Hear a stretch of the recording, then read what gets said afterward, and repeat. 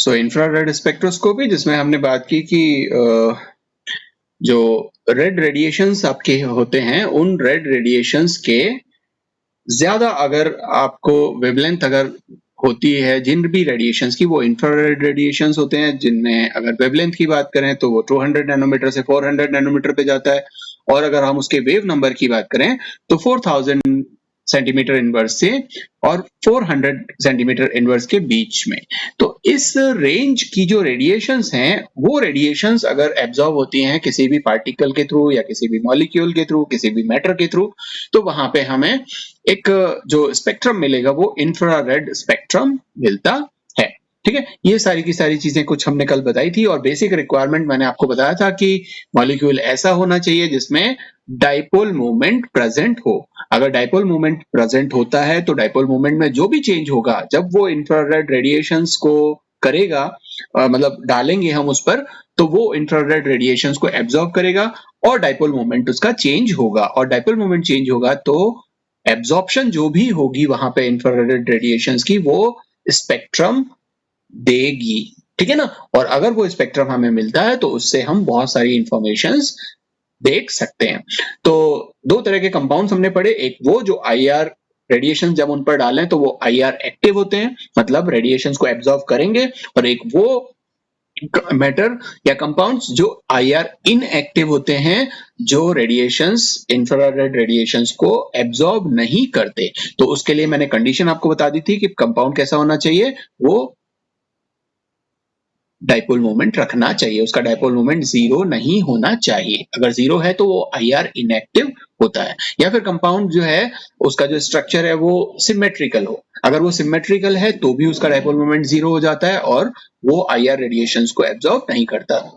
और फिर कुछ थोड़ा सा डाइपोल मोमेंट किस तरह का होता है उस पर हमने बात की, और थोड़ा सा समझने की कोशिश की कि क्यों डाइपोल मोमेंट में चेंज आता है, या डाइपोल मोमेंट क्या होता है।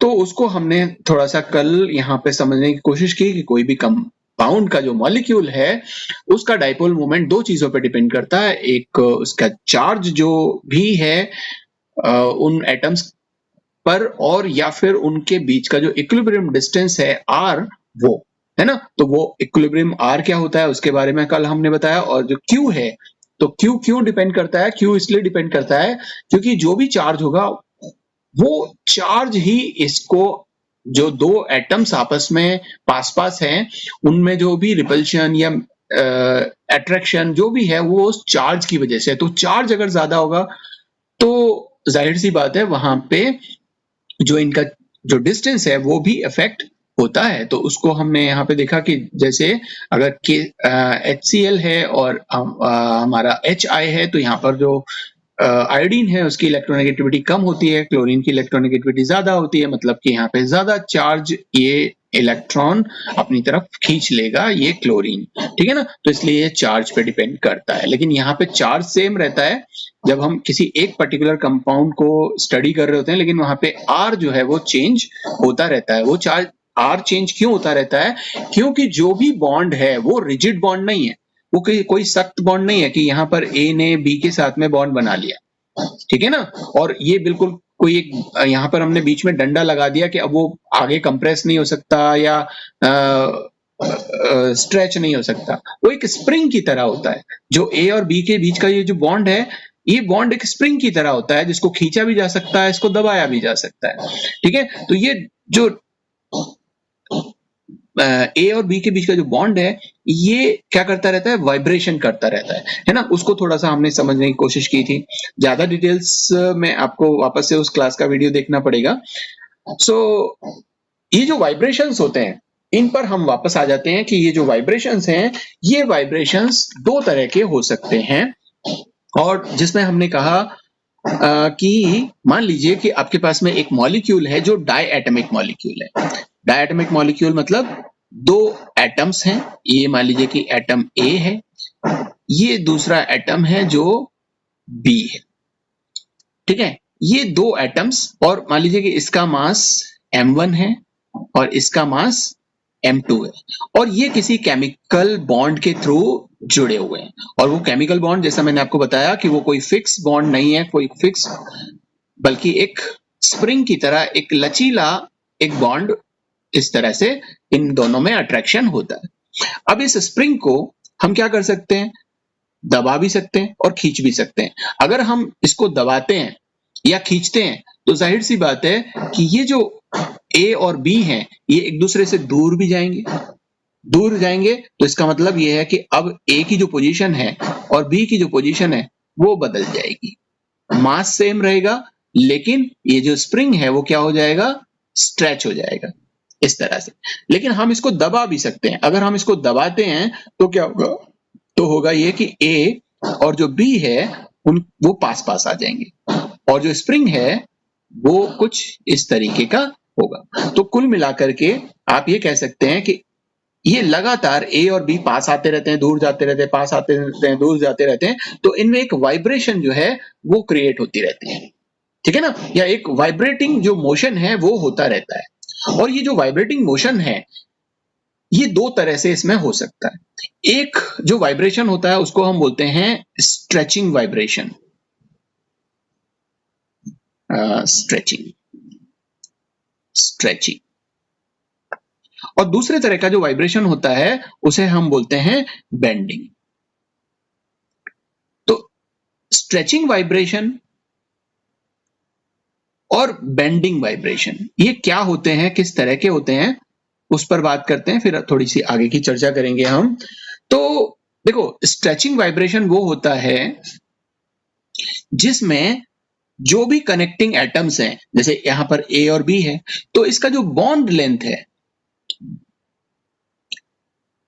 ये लगातार क्या होता रहता है, चेंज होता रहता है। अब आप यहां देखो, यहां ए और बी के बीच का जो बॉन्ड लेंथ है वो इतना है, लेकिन यहां पर अगर आप देखोगे तो बॉन्ड लेंथ कितना है, ज्यादा है। और यहां पर अगर हम इस तीसरे केस में देखें तो बॉन्ड लेंथ कितना है, कम है। तो लगातार बॉन्ड लेंथ क्या हो रहा है, चेंज हो रहा है। तो स्ट्रेचिंग वाइब्रेशंस में बॉन्ड लेंथ लगातार क्या होता रहता है, चेंज होता रहता है। एक कांस्टेंट मोशन इसमें होती रहती है एक दूसरे के साथ में, ठीक है। जो बेंडिंग वाइब्रेशंस होते हैं, ये बेंडिंग वाइब्रेशंस क्या होते हैं, बेंडिंग वाइब्रेशंस ऐसे होते हैं, इस बेंडिंग को करने के लिए दो एटम का काम नहीं होता, वहां पे 3 एटॉमिक मॉलिक्यूल होना चाहिए। 3 एटॉमिक मॉलिक्यूल मतलब जैसे कि मान लीजिए कि एक एटम ये C है, ये एक एटम A है और ये एक एटम B है, ठीक है। अब ये आपस में जुड़े हुए हैं, ये यूं जुड़ा हुआ है और ये C से B इस तरह से जुड़ा हुआ है।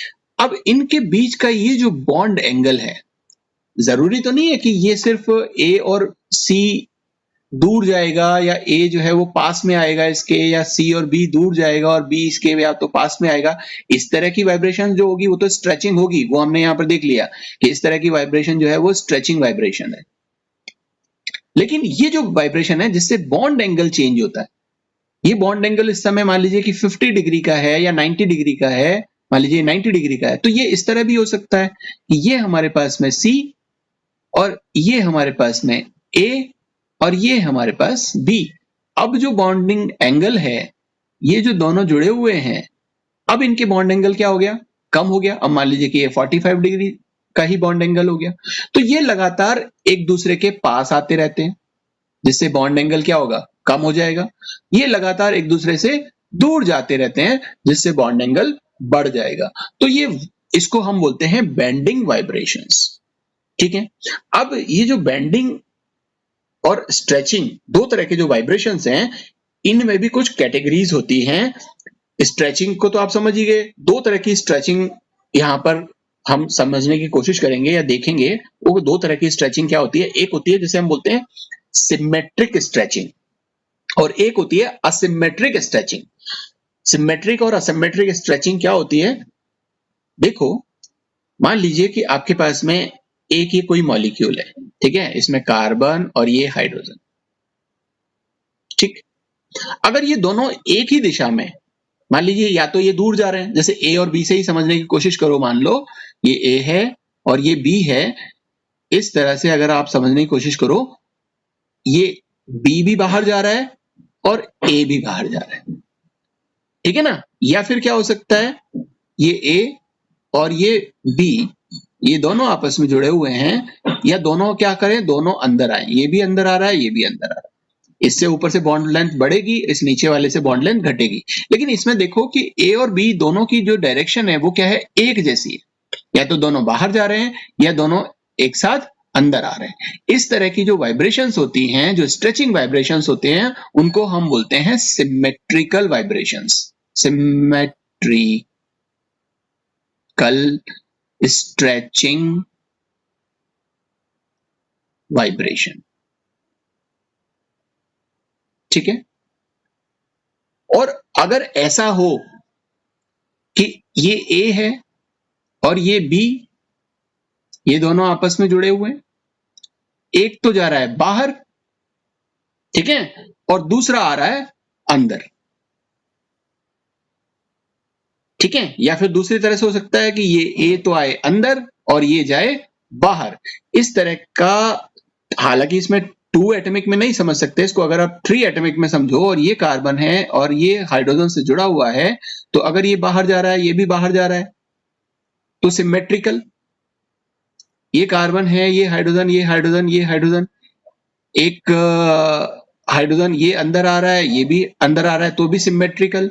लेकिन अगर हमारे पास में ये कार्बन और ये हाइड्रोजन, इसमें एक तो क्या हो रहा है, बाहर जा रहा है, मतलब बॉन्ड लेंथ यहां बढ़ रहा है इस वाली सिचुएशन में, और यहां ये अंदर आ रहा है, इस समय बॉन्ड लेंथ घट रहा है। तो एक कार्बन हाइड्रोजन का बॉन्ड तो कम हो रहा है बॉन्ड लेंथ, और एक कार्बन हाइड्रोजन का बॉन्ड लेंथ बढ़ रहा है। इस तरह की जो स्ट्रेचिंग होती है उसको हम बोलते हैं असिमेट्रिक स्ट्रेचिंग।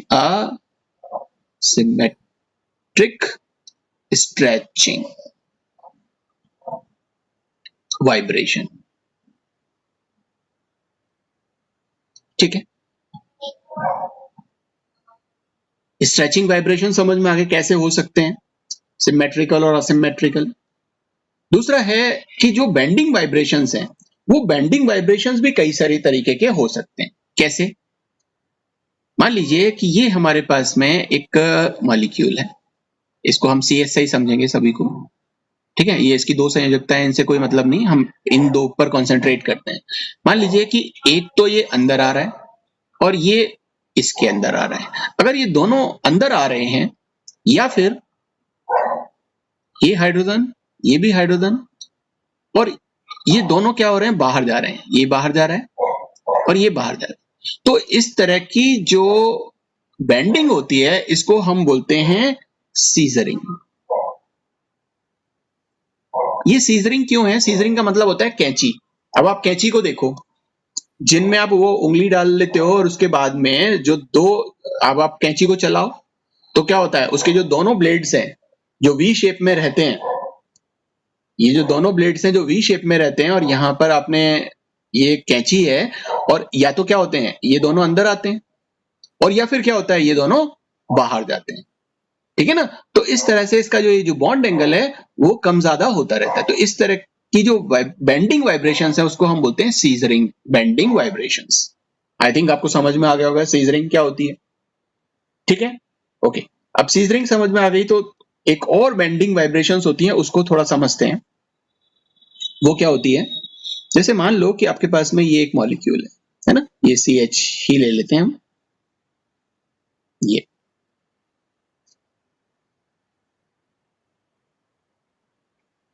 इसको हमने ये इसलिए दिखाया है ताकि आप इसको मानो ये प्लेन में है ना। थोड़ा सा और अच्छे से बना देता हूं। इसका मतलब क्या है कि ये प्लेन में है, प्लेन इन द सेंस एक तल में, कहीं हवाई जहाज में बैठा दो उसको। ये हाइड्रोजन, ये हाइड्रोजन, ये इस तरह से, इस तरह से, ठीक है। प्लेन का मतलब है एक तल में। अब मान लीजिए कि हमने एक पेपर ले लिया और उस पेपर पर ये बना दिया, तो ये तल में। अब ये जो हाइड्रोजन है, ये दोनों हाइड्रोजन्स, ये क्या है, तल से बाहर आए, यूं, ये तल से बाहर आ रहे हैं, इस प्लेन से बाहर आ रहे हैं, ठीक है। अगर ऐसा होता है, इसको इस तरह से भी मान लो कि मान लीजिए कि आपके पास में ये ब्लैक बोर्ड है, ठीक है, और इस ब्लैक बोर्ड पर ये 2 हाइड्रोजन्स है। ये ब्लैक बोर्ड का जो वॉल है, हमारा दीवार है, उससे बिल्कुल एक ही तल में हैं और ये आपकी तरफ आ जाए, दोनों, ये दोनों के दोनों जो हाइड्रोजन्स हैं ये क्या आ जाए, आपकी तरफ आ जाए, प्लेन से बाहर निकल करके, तल से बाहर निकल करके। तो इस तरह की जो वाइब्रेशंस होंगी, जो बेंडिंग वाइब्रेशंस होंगी, उनको हम बोलते हैं वेगिंग। ठीक है, ये क्या है, वेगिंग। आई थिंक आपको समझ में आया होगा कि ये तल है और ये तल से बाहर आ रहा है। ठीक, और क्या हो सकता है, और ये हो सकता है कि ये हमारे पास कार्बन, ये हाइड्रोजन, ये भी हाइड्रोजन, और ये हमने इसको कर दिया ऐसे। और अब रॉकिंग का मतलब क्या हुआ कि ये भी इधर जा रहा है और ये भी इधर जा रहा है। जैसे आप हाथ हिलाते ना,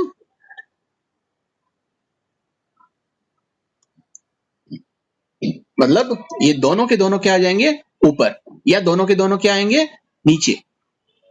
इस तरह की जो वाइब्रेशन होगी उसको हम बोलते हैं रॉकिंग। ठीक है, ये तल में ही रहेगा।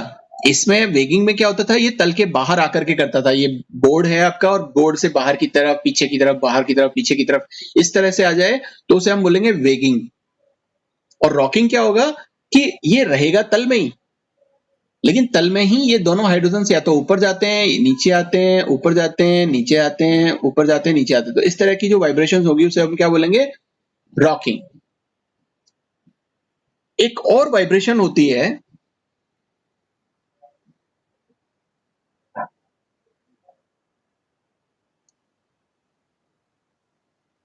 ये हाइड्रोजन और ये भी हाइड्रोजन। इसमें क्या होता है बेटा, एक तो जाता है इस तरह से ऊपर, ठीक है ना, और दूसरा जो जाता है वो इस तरह से। या इसको थोड़ा सा दूसरे तरह से समझाता हूं।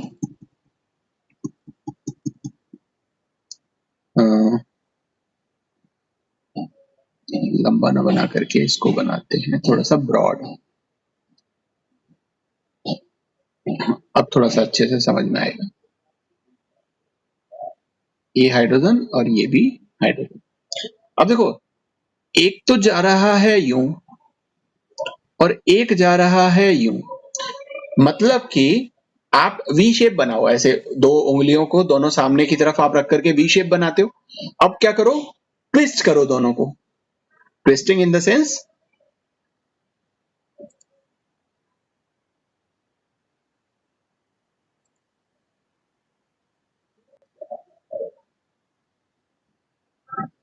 मुझे देख पा रहे हो,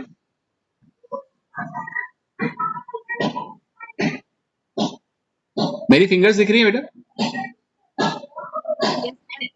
ओके, अब देखो इसको हम क्या करते हैं, ट्विस्ट करते हैं। मतलब ये दोनों उंगलियों को ऐसे क्रॉस फिंगर कर लेते हो ना आप, ये क्रॉस फिंगर्स, एक क्रॉस, दूसरा क्रॉस, इस तरह से होता रहता है, एक दूसरे के अपोजिट।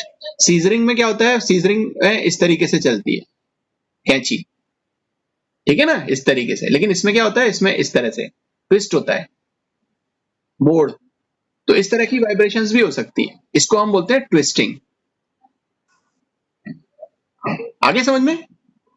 Yes sir. ओके, सो ये सारी की सारी कुछ वाइब्रेशंस थी।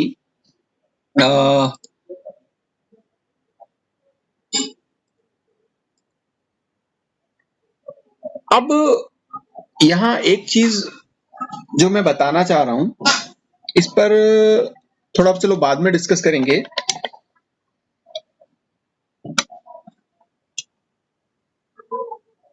जब इस तरह की बेंडिंग और स्ट्रेचिंग वाइब्रेशंस हमें देखने को मिलती हैं, तो आप एक चीज इसमें देख पा रहे हो कि एक तरह का ऑसिलेशन या एक तरह का जो आवर्त गति है, वो आवर्त गति इनमें देखने को आपको मिलेगी। आवर्त गति का मतलब क्या होता है, जैसे हमने कल भी बात की थी, जो सिंपल हार्मोनिक मोशन होती है, सिंपल हार्मोनिक मोशन या ऑसिलेटर, सरल आवर्त गति, सिंपल हार्मोनिक मोशन, सिंपल आवर्त गति, और सिंपल हार्मोनिक ऑसिलेटर मतलब सरल आवर्त एक दोलक। दोलक होता है जो मैंने आपको कल भी बताया था कि घड़ी का जो पेंडुलम होता है वो पेंडुलम एक दोलक की तरह बिहेव करता है ना, वो दोलक कहलाता है, जो इधर भी जाता है और इधर भी जाता है। तो ये लगातार इस तरह से ये मूवमेंट इसकी होती रहती है, कम इधर से जाएगा इस तरफ से जाएगा इस तरफ। तो इसमें एक हार्मोनिक मोशन जो है वो होती रहती है। तो हम किसी भी मॉलिक्यूल को एक सिंपल हार्मोनिक ऑसिलेटर मान सकते हैं, ठीक है। और सिंपल हार्मोनिक ऑसिलेटर मानते हुए अब हमें कैसे पता चलेगा, ये तो हमें पता चल गया कि ठीक है इसके अंदर वाइब्रेशंस हो रहे हैं, स्ट्रेचिंग वाइब्रेशंस भी हो रहे हैं और बेंडिंग वाइब्रेशंस भी हो रहे हैं, लेकिन हमें जो डिस्कस करना है वो ये करना है कि किन पोजीशंस में इंफ्रारेड रेडिएशंस जब इस कंपाउंड पे डाली जाएंगी कि वो मैटर या वो कंपाउंड उन रेडिएशंस को एब्जॉर्ब कर ले और इंफ्रारेड स्पेक्ट्रम आपको दे दे, ठीक है ना। उस पर बात करेंगे, लेकिन उसको बात करने से पहले आपको थोड़ा समझना पड़ेगा इसके एनर्जी डायग्राम को। एनर्जी डायग्राम को क्यों समझना पड़ेगा कि जिस तरह से जब हमने डिस्कशन किया था कि अलग अलग इलेक्ट्रॉनिक लेवल्स थे, ये E1 था, ये E2 था, ये E3 था, और अल्ट्रावायलेट रेडिएशन डालते थे तो इलेक्ट्रॉन क्या करता था, ग्राउंड स्टेट से एक्साइटेड स्टेट में पहुंच जाता था इस तरह से, ठीक है ना। तो इसका एनर्जी लेवल डायग्राम हमें पता था कि ये इस तरह की एनर्जी इनकी होती है। लेकिन अगर हमें वाइब्रेशंस को समझना है तो सबसे पहले वाइब्रेशन के डायग्राम को समझना पड़ेगा, वाइब्रेशन के एनर्जी लेवल डायग्राम को, और उसको समझते हैं हम एक सिंपल हार्मोनिक ऑसिलेटर से। किससे समझेंगे, एक सरल आवर्त हार्मोनिक ऑसिलेटर, दोलक, जिसको आप सिंपल हार्मोनिक ऑसिलेटर SHO, और जो मोशन इसमें हो रही है उसको हम बोलते हैं SHM, सिंपल हार्मोनिक मोशन, सरल आवर्त गति, ठीक है ना। तो इससे समझते हैं। अब मानो कि मेरे पास एक मॉलिक्यूल है जिसे मैं बोलता हूं कि क्लोरीन और हाइड्रोजन, इससे बना हुआ है। अब जाहिर सी बात है, देखो क्लोरीन जो है वो हाइड्रोजन से 17 गुना बड़ा होता है, ठीक है ना। इसका एटॉमिक नंबर 1 है और इसका एटॉमिक नंबर 17 है, ठीक है। और एटॉमिक नंबर को भी देखो और एटॉमिक मास को भी देखो कि तो आपको आसानी से पता चल जाएगा। इसका एटॉमिक मास वैसे भी 35 होता है, तो ये ज्यादा भारी है, ठीक है। और भारी चीज जो है वो कम मूव करती है और जो हल्की चीज है वो ज्यादा मूव करती है। मतलब कि अगर क्लोरीन और हाइड्रोजन के बीच में बॉन्ड बना हुआ है तो देखो ये भारी होने की वजह से ये ज्यादा अंदर और बाहर नहीं जाएगा, ये फिक्स रहेगा। हम इसको कर लेते हैं कि ये सब ये फिक्स रहेगा, क्योंकि ये भारी है, भारी चीज कम मूव करती है, और ये हल्का है तो ये आसानी से अंदर जाएगा और बाहर जाएगा। इसके लिए ये मोशन करना पॉसिबल है और इसके लिए जो मोशन है वो करना पॉसिबल नहीं है, ऐसा हम मान के चलते हैं, ठीक है। किसकी वजह से, जो मोमेंट ऑफ इनर्शिया होता है उसकी वजह से, क्योंकि इसका इनर्शिया ज्यादा है, ये मूवमेंट नहीं करेगा। तो ऐसा मानते हुए हम क्या करते हैं, एक सिंपल हार्मोनिक ऑसिलेटर की तरह इसको लेते हैं और एक एनर्जी लेवल डायग्राम ड्रॉ करने की कोशिश करते हैं कि क्या हो रहा है वहां पे, ठीक है। सो मान लो कि ये मेरा एक एनर्जी का ग्राफ है, ये एनर्जी का ग्राफ, ये जो एक्स एक्सिस है, ये एक्स एक्सिस को मैं मानता हूं आर इक्विलिब्रियम। और देखो मैंने कल आपको आर इक्विलिब्रियम बताया था कि इक्विलिब्रियम जो डिस्टेंस होती है वो क्या होती है, ठीक है। तो कल वाला आप क्लास एक बार दोबारा देख लेना अगर आपको नहीं समझ में आई है तो। और ये हमारे पास में है एनर्जी, ठीक है। जो भी वाइब्रेशनल एनर्जी है वो कौन सी एनर्जी है, वाइब्रेशनल एनर्जी, वाइब्रेशनल एनर्जी, क्योंकि हम यहाँ पे वाइब्रेशंस की बात कर रहे हैं। तो मान लो कि ये मेरे पास में है क्लोरीन, इसको मैं थोड़ा बड़ा बनाऊंगा और हाइड्रोजन को थोड़ा छोटा बनाऊंगा, ठीक है। और ये मेरे पास में है हाइड्रोजन, ठीक है।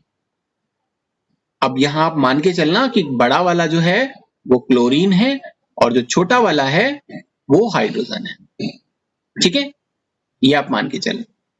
चलो अभी हम बात करते हैं, तो इनके बीच का कुछ ना कुछ बॉन्ड लेंथ होगा जो एक स्प्रिंग की तरह एक दूसरे को इसने जोड़ा हुआ है। और ये जो डिस्टेंस है ये एक नॉर्मल डिस्टेंस है इसकी, जहां पर ये किसी तरह का ऑसिलेशन नहीं कर रहा। और इस समय इसके जो न्यूक्लियस हैं, क्लोरीन का और हाइड्रोजन का जो न्यूक्लियस है, उनके बीच का ये जो डिस्टेंस है वो आर इक्विलिब्रियम है, ठीक है। और ये इसका लो एनर्जी लेवल हम मान सकते हैं, low energy of vibration, low energy vibrations हैं यहाँ पे।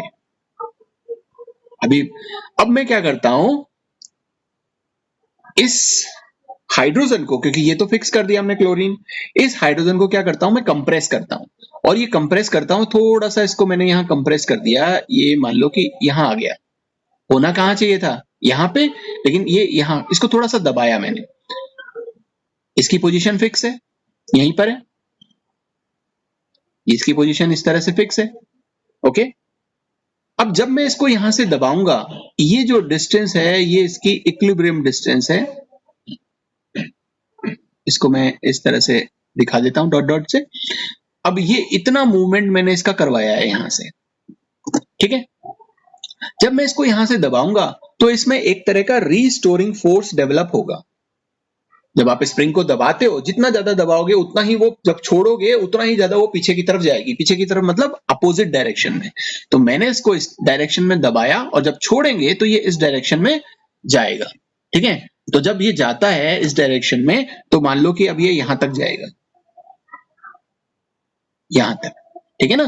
तो ये, अब मान लो अब ये इस डायरेक्शन में ऐसे ऐसे ऑसिलेशन करता रहेगा, है ना। पहले ये ऑसिलेशन नहीं कर रहा था, अब ये इस डायरेक्ट ऐसे ऐसे ऑसिलेशन करता रहेगा। अब मैं क्या करता हूं, इसको और दबाता हूं, थोड़ा सा और दबाया, ये मैंने इसको थोड़ा सा और दबा दिया हाइड्रोजन को, और ये हमारे पास में क्लोरीन, और ये मैं इसको जोड़ देता हूं बॉन्ड से, ठीक है। जब मैं इसको ज्यादा दबाया तो ये इस तरफ, जब इसको छोड़ेंगे तो ये इस तरफ यहां तक पहुंचेगा, ये मान लो कि अब ये इस तरफ आ गया यहां तक।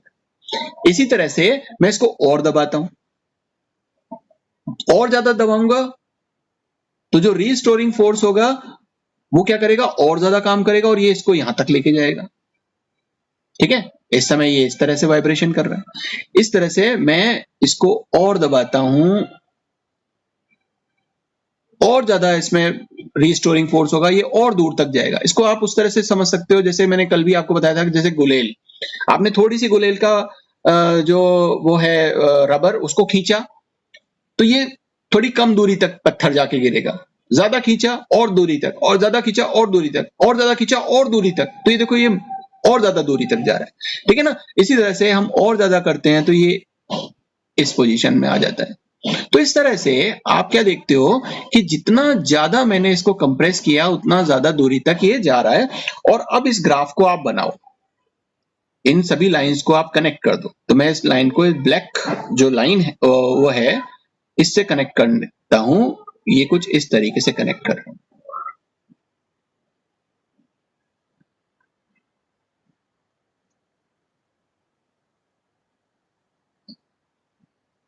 देखो मैं एक्चुअली एक साथ ही कर देता हूं, ये कुछ इस तरीके का ग्राफ आता है, ठीक है ना। अब देखो ये ग्राफ एक्चुअली थोड़ा सा हमारा उस तरह से बन रहा है, ये ग्राफ इस तरह से आता है, ठीक है ना। इसको आप थोड़ा सा एडजस्ट कर लेना कि ये प्रॉपर स्केल पे नहीं है, बट ये आएगा इस तरह से, ठीक है, ओके। अब आप ये एक चीज यहां पर देखो, एक वाइब्रेशन इस तरह से कर रहा है, यहां पे वाइब्रेशन कर नहीं रहा था, एक वाइब्रेशन ये इस तरह से कर रहा है, बार बार बार बार इधर जा रहा है, इधर जा रहा है, इधर जा रहा है, इधर जा रहा है। जब हम इसको और दबा देते हैं तो ये एक वाइब्रेशन इस तरह से कर रहा है और दूरी तक, एक वाइब्रेशन इस तरह से कर रहा है और दूरी तक। और क्योंकि हमने इसको सिंपल हार्मोनिक ऑसिलेटर माना है, तो ये इसकी डिस्टेंस कितनी भी हो सकती है, कितना भी दूरी तक ये जा सकता है, ठीक है ना। कितना भी दूरी तक जा सकता है, आगे यहां तक कितना भी दूरी तक जा सकता है आगे तक, ठीक है। लेकिन एक्चुअल में ये तो आइडियल कंडीशन होगी ना, एक्चुअल में तो क्या होगा, अगर हम इसको एक लिमिट से ज्यादा खींच देंगे तो क्या हो जाएगा, बॉन्ड ब्रेक हो जाएगा, है ना। वो हम किसी दूसरे एक सेक्शन में पढ़ेंगे, एन हार्मोनिक में। ये हमारा कैसा है, ये हमारा हार्मोनिक मोशन है।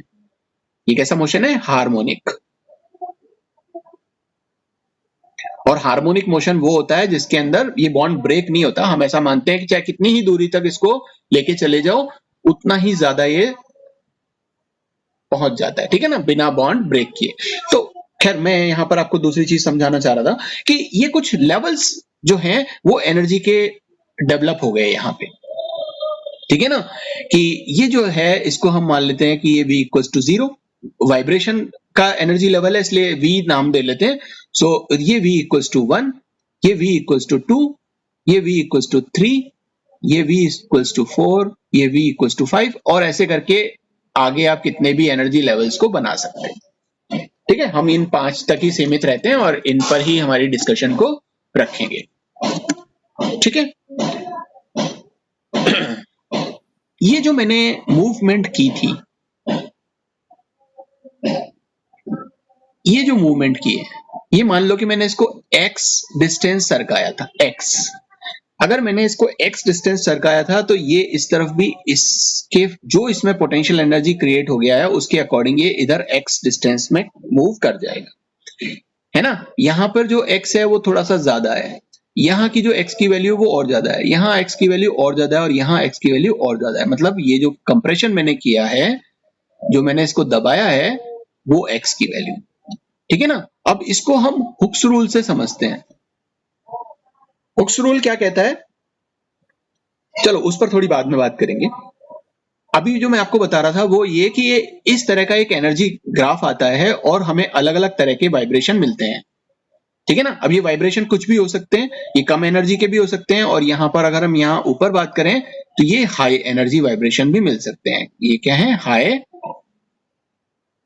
एनर्जी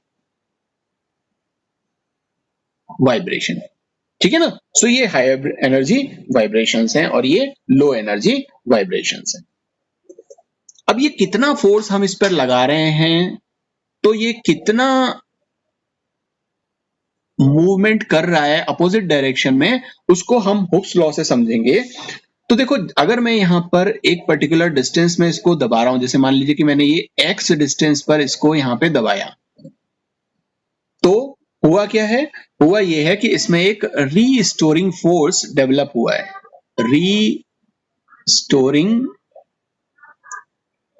फोर्स, और इस रीस्टोरिंग फोर्स को हम F से रिप्रेजेंट करते हैं मान लीजिए। तो ये रीस्टोरिंग फोर्स किसके डायरेक्टली प्रोपोर्शनल होगा, ये प्रोपोर्शनल होगा डायरेक्टली प्रोपोर्शनल x के। जितना ज्यादा मैं इसको ये दबाऊंगा उतना ही ज्यादा इसमें फोर्स क्रिएट होगा, ठीक है ना, ताकि ये अपोजिट डायरेक्शन में जा सके, ठीक है। तो मैं कह देता हूं कि ये डायरेक्टली प्रोपोर्शनल है x के। अब क्योंकि ये अपोजिट डायरेक्शन में मूव करेगा इसलिए मैं कह देता हूं कि ये माइनस में है, जो रीस्टोरिंग फोर्स जो डेवलप हो रहा है वो माइनस में हो रहा है। इसलिए आप ये कह सकते हो कि माइनस एफ जो है, और इस प्रोपोर्शनलिटी साइन को हटाएं तो एक कांस्टेंट आता है के, ये, और ये जो एफ, ये माइनस साइन दूसरी तरफ ले जाओ तो ये हमारे पास में एक इक्वेशन आती है एफ इक्वल्स टू माइनस के एक्स, ठीक है, क्लियर। ये वो फोर्स है, मतलब ये जो एफ है वो क्या है, वो है आपका रीस्टोरिंग फोर्स जो मैंने आपको यहां पे बताया। के जो है वो के क्या है, के है हमारे पास में एक कांस्टेंट फोर्स, कांस्टेंट फोर्स, है ना, या ये कह सकते हैं फोर्स कांस्टेंट, या क्या कह सकते हैं कि ये है फोर्स कांस्टेंट। इसको आप लिख दो के को फोर्स कांस्टेंट, फोर्स कांस्टेंट। और ये जो x है, ये x क्या है, ये x है डिस्प्लेसमेंट, डिस्प्लेसमेंट, डिस्प्लेसमेंट मतलब ये जो भी आपने यहां पे डिस्प्लेस किया है, इसकी ओरिजिनल सिचुएशन जो v इक्वल्स टू 0 थी, ठीक है ना, यहां से आपने क्या किया, इसको इतना डिस्टेंस क्या कर दिया, कंप्रेस कर दिया या दबा दिया, तो वो जो डिस्टेंस है जो डिस्प्लेस किया है वो ये x की वैल्यू है, ठीक है। अगर हम एक सिंपल हार्मोनिक ऑसिलेटर लें और हम कहें कि ये डिस्टेंस इस तरह, ये जो मूवमेंट है वो इस तरह से होती जाती है, तो इसकी जो फ्रीक्वेंसी आएगी, फ्रीक्वेंसी मतलब एक सेकंड में कितने वाइब्रेशन ये हो रहे हैं, कितनी बार ये इस तरह से वाइब्रेट कर रहा है, ठीक है ना, तो उसे हम बोलेंगे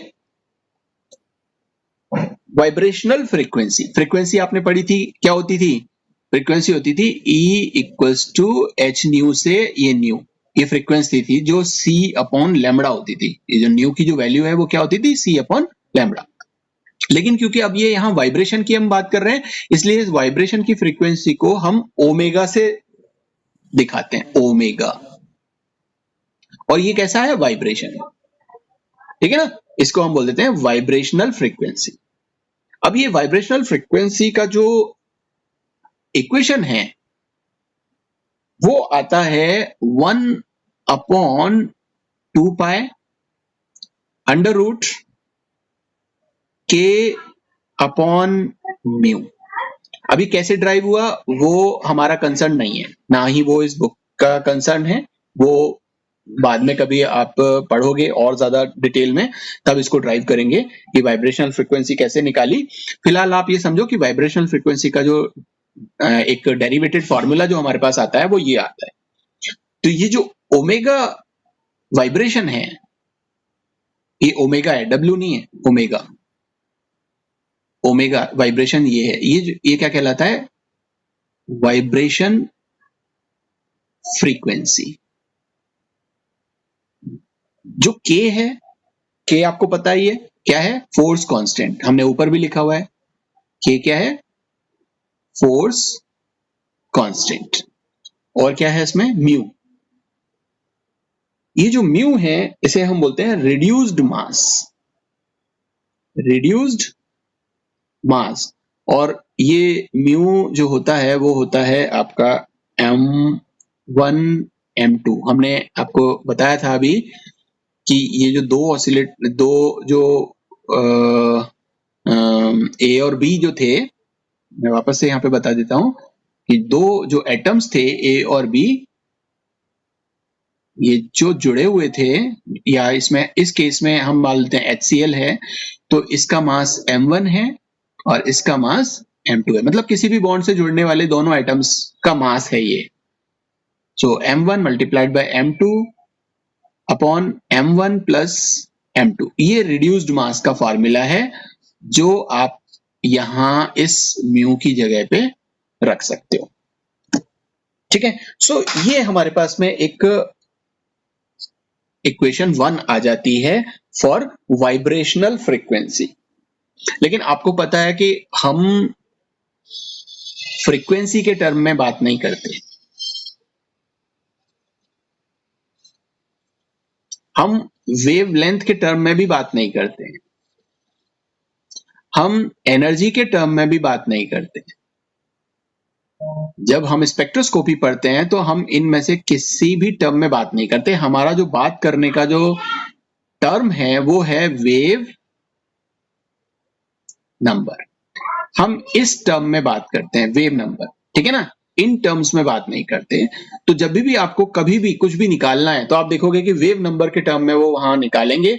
और इसका एक रीजन भी है, वेव नंबर के टर्म में निकाला क्यों, क्योंकि देखो ये जो वाइब्रेशंस हो रहे हैं, जो आपका इलेक्ट्रोमैग्नेटिक रेडिएशन है ना, अगर हम इस इलेक्ट्रोमैग्नेटिक रेडिएशन को कुछ इस तरह से देखें, ये देखो ये वेवलेंथ तो बहुत छोटी है, ये यहां बहुत बड़ी दिख रही है लेकिन वेवलेंथ तो बहुत छोटी होती है। और इनकी वैल्यू जो माइनस में आती है, कोई नैनोमीटर्स में है, माइक्रोमीटर्स में है, एंगस्ट्रॉम में है।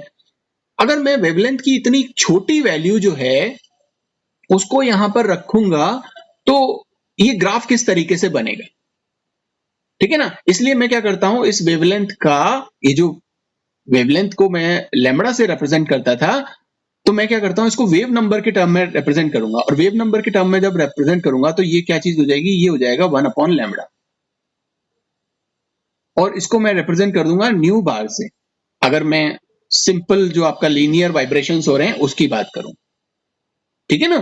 तो जो वैल्यू नेगेटिव में थी, ये अगर यहां ऊपर जाएगा वेव नंबर में तो ये वैल्यू क्या हो जाएगी, पॉजिटिव। जो सेंटीमीटर इनवर्स में अगर हम इस वैल्यू को लेंगे तो ये वैल्यू हो जाएगी काफी ज्यादा, जिसको हम आसानी से ग्राफ पर प्लॉट कर सकते हैं और उस वैल्यू को आसानी से बता सकते हैं। इसलिए हमारा जो कंसर्न हमेशा रहा करेगा वो वेव नंबर का रहेगा।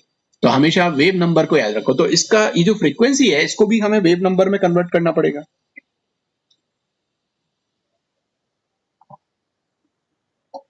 ये जो फ्रीक्वेंसी है इसको हमें वेव नंबर में कन्वर्ट करने का पड़ेगा। और अगर आपको याद हो, अभी मैंने थोड़ी देर पहले भी आपको बताया कि ये जो फ्रीक्वेंसी है ये c होती है c अपॉन लैम्बडा, ठीक है ना, फ्रीक्वेंसी। और वेव नंबर अगर हम देखें, वेव नंबर की वैल्यू क्या हो जाएगी, ये हो जाएगा nu bar equals to lambda upon c, ठीक है ना। तो ये वैल्यू आप पुट कर दो। तो यहां पर भी अगर हम देखें तो अगर ऑसिलेशन, ये जो हमारे पास में फ्रीक्वेंसी है, वाइब्रेशन फ्रीक्वेंसी, इसको मैं अगर यहां ऊपर बार लगा दूं तो इसका मतलब हो जाएगा फ्रीक्वेंसी वेव नंबर, ठीक है ना। और ये लिख देता हूं कौन सी, वाइब्रेशनल वेव नंबर। और ये जो वाइब्रेशनल वेव नंबर है ये क्या है, ये है एक्चुअली में फ्रीक्वेंसी अपॉन सी, ठीक है। सो ये आप पुट कर दो, क्योंकि और जो ओमेगा की जो वैल्यू है या फ्रीक्वेंसी की जो वैल्यू है वो क्या होती है, सी अपॉन लैम्बडा। जैसे यहाँ पे न्यू की वैल्यू क्या है, सी अपॉन लैम्बडा है, ऐसे ही जो ओमेगा है उसकी वैल्यू भी सी अपॉन लैम्बडा, क्योंकि ये भी फ्रीक्वेंसी है वो भी फ्रीक्वेंसी, तो ये स्पीड ऑफ लाइट है, ये उसका वेव लेंथ है। और अगर आप बोलो कि साहब ओमेगा बार क्या हो जाएगा, ओमेगा बार हो जाएगा 1 अपॉन लैम्बडा। और 1 अपॉन लैम्बडा का डायरेक्टली मतलब क्या हो गया, इसको इधर ले लो, ये जो सी है इसको यहाँ नीचे ले लो, तो ये क्या हो जाएगा, ये हो जाएगा आपका ओमेगा अपॉन सी। तो 1 अपॉन लैम्बडा जो हमने यहां से लिया क्या हो जाएगा, ओमेगा अपॉन सी। तो यहां हम पुट कर सकते हैं। तो इस इक्वेशन से, फ्रॉम इक्वेशन 1 आप इसको लिखो ओमेगा बार वाइब्रेशन या ऑसिलेशन, कुछ भी लिख सकते हो। ऑसिलेशन हो रहा है यहाँ पे, ऑसिलेटर के लिए यूज कर रहे हैं, तो कई बुक्स में आपको ऑसिलेशन भी दिखाई देगा यहाँ पे, है ना। ऑसिलेशन के लिए OSC कुछ लिखा हुआ दिखाई देगा। सो ऑसिलेशन इक्वल्स टू क्या हो जाएगा, ये हो जाएगा 1 अपॉन 2 पाई, ओमेगा की वैल्यू क्या है, ये जो ओमेगा है ना, इस ओमेगा की वैल्यू है ये, तो इसको एज इट इज रख दो और सी से डिवाइड कर दो, ये नीचे सी है तो आप यहाँ पे सी से डिवाइड कर दो इसको, और ये वैल्यू एज इट इज, तो k अपॉन म्यू। तो वाइब्रेशनल वेव नंबर जो है या ऑसिलेशन वेव नंबर का हमारे पास ये फॉर्मूला आ गया। इस फॉर्मूले को हम यूज करते हैं जब भी हम एक लेवल से और दूसरे लेवल पर मूव करके जाएंगे तब। एक लेवल से दूसरे लेवल मतलब इतनी एनर्जी, आप कितनी एनर्जी दो, तो एनर्जी के टर्म में बात नहीं कर रहे, वेवलेंथ के टर्म में बात नहीं कर रहे। जब ये यहां से यहां मूव करेगा V0 से V1 में, या V1 से V2 में, या V2 से V3 में, या V3 से V4 में, या इस तरीके से, तो यहां पे हम वेव नंबर के टर्म में बात नहीं करेंगे, बल्कि किसके टर्म में बात करेंगे, हम ये जो हमारे पास में ऑसिलेशन या वाइब्रेशन का जो वेव नंबर है उस टर्म में बात करेंगे, जिसके लिए हमारे पास जो फॉर्मूला निकल के आया है वो क्या है, वो ये फॉर्मूला है, ठीक है, क्लियर। तो आपके पास में दो फॉर्मूले हो गए, एक फॉर्मूला हो गया किसके लिए, वाइब्रेशनल फ्रीक्वेंसी के लिए, और एक फॉर्मूला हो गया आपके पास में वाइब्रेशनल वेव नंबर के लिए, ठीक है। सो ये आपके पास में दूसरा formula omega vibration equals to 1 upon 2 pi, ये दोनों फॉर्मूले मैंने एक जगह लिख दिए, म्यू, ठीक है, म्यू।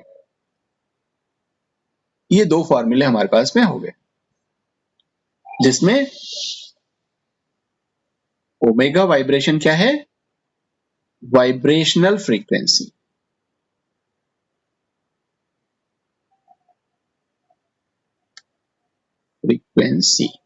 और ओमेगा बार वाइब्रेशन या ऑसिलेशन ये क्या है, ये है वाइब्रेशनल वेव नंबर, वाइब्रेशनल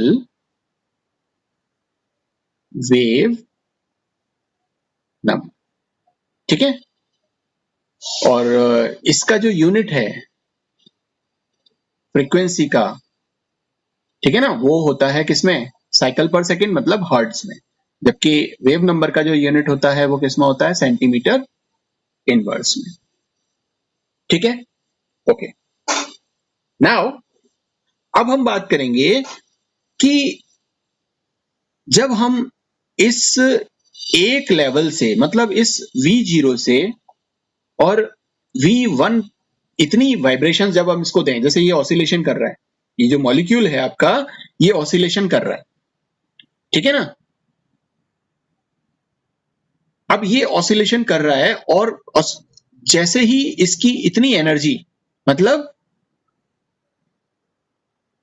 ये जो एनर्जी है, ये जो एनर्जी गैप आपको दिख रहा है V0 से लेकर के V1 के बीच में, ये जो एनर्जी का गैप है, इसकी कुछ ना कुछ एनर्जी की वैल्यू होगी, है ना। ये E0 होगी जब वाइब्रेशन 0 है, और जब वाइब्रेशन 1 है तो इसकी भी एनर्जी कुछ होगी जिसको आप E1 से लोगे, और ये जो डेल E है वो आपका क्या हो जाएगा, E1 up minus E0।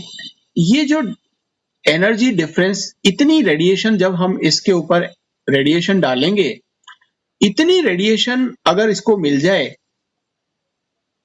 Del E की जो वैल्यू है, और इसका मोमेंट आपको पता ही है, मोमेंट चेंज हो रहा है, डायपोल मोमेंट, क्योंकि हमने यहाँ पर डिस्टेंस चेंज कर रहे हैं, वाइब्रेशन होते समय डिस्टेंस चेंज हो रहा है। जैसे ही ये डायपोल मोमेंट वाइब्रेशन करता हुआ इसके ऊपर हमने यहाँ पर लाइट डाली और इतनी एनर्जी इसको मिल गई कि इसका वाइब्रेशन लेवल चेंज हो सकता है, ये उस एनर्जी को क्या कर लेगा, एब्जॉर्ब कर लेगा। और जैसे ही एनर्जी एब्जॉर्ब होगी, वैसे ही जो वाइब्रेशन पहले यहां हो रही थी, वी ये वाली जो सेकंड वाली जो वाइब्रेशन है ये वाली हो रही थी, अब वाइब्रेशन एनर्जी लेने के बाद में कैसी होने लगेगी, अब इस तरह की वाइब्रेशन होने लग जाएगी, अब इस तरह की वाइब्रेशन होने लग जाएगी, ठीक है ना। अब ये और ज्यादा दबेगा और ज्यादा दूर जाएगा, और ज्यादा दबेगा और ज्यादा, फिर हमने कुछ और एनर्जी दी, मान लीजिए कि इतनी एनर्जी इसको मिल गई, इतनी एनर्जी अगर इसको